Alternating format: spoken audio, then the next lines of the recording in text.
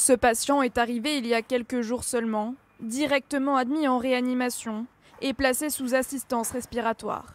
37 ans, sans aucun problème de santé, mais non vacciné. Autour de lui, des soignants attentifs, mais dépités. Que des gens qui ne sont pas vaccinés, qui sont très graves. Nous, notre spécialité ici, c'est de faire de la chirurgie normalement, et finalement, on se retrouve avec des patients Covid, donc ça nous prend des lits de chirurgie. Dans ce service de réanimation, en 2 jours, le nombre de patients Covid a doublé. Alors hier, l'hôpital de Colmar a annoncé l'activation de son plan blanc. Ce dispositif permet de déprogrammer les opérations non urgentes, mais aussi de solliciter des renforts de personnel. Il y avait toujours un fond de roulement, on va dire, avec 1 ou 2 patients qui arrivaient d'une manière très ponctuelle. Mais depuis quelques semaines, on constate que ces chiffres sont en hausse, avec actuellement entre 5 et 8 patients qui arrivent par jour pour des pathologies liées au Covid. Dans le Haut-Rhin, le taux d'incidence atteint 410 contre 311 pour la France. L'hôpital de Colmar pourrait également accueillir prochainement des malades venus d'Allemagne. Outre-Rhin, la situation est désormais hors de contrôle.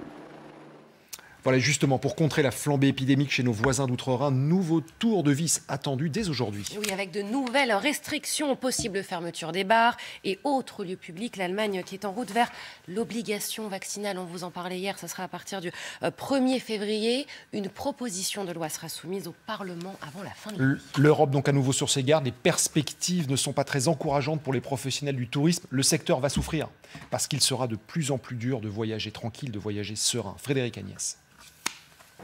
L'Afrique du Sud fait partie de la liste de 10 pays classés à très haut risque par la France. En plus de ses voisins d'Afrique australe, l'île Maurice y figure. Pour ces pays, des mesures drastiques sont prises. À partir de samedi, seuls pourront rentrer en France les résidents français. Un test négatif sera nécessaire au départ, un autre sera imposé à l'arrivée, accompagné d'un isolement obligatoire. Isolement à domicile ou dans un lieu choisi pour 7 jours si le test est négatif. Isolement dans un hôtel dédié si le test est positif pour 10 jours. Et le gouvernement promet de contrôler ces quarantaines avec à la clé une amende pouvant atteindre 1 500 €. Autre mesure annoncée, elle concerne les voyageurs de tous les autres pays hors Union européenne. Un test PCR négatif de moins de 48 heures sera nécessaire pour entrer sur notre territoire, même si vous êtes vacciné. Entre la 5e vague et l'apparition du nouveau variant Omicron, la France tente de freiner les contaminations venant de l'extérieur. 6h06, la politique. Ah, Suspense. Ah bah là, suspense. C'est quoi la musique du suspense? Tadam. Tadam, tadam, tadam. Ok, merci. Suspense.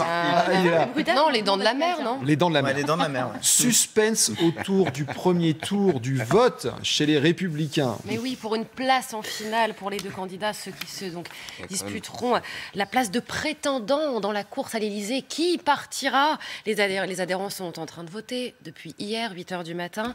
Hier, en fin d'après-midi, le taux de participation dépassait les 50%. Justine Sago.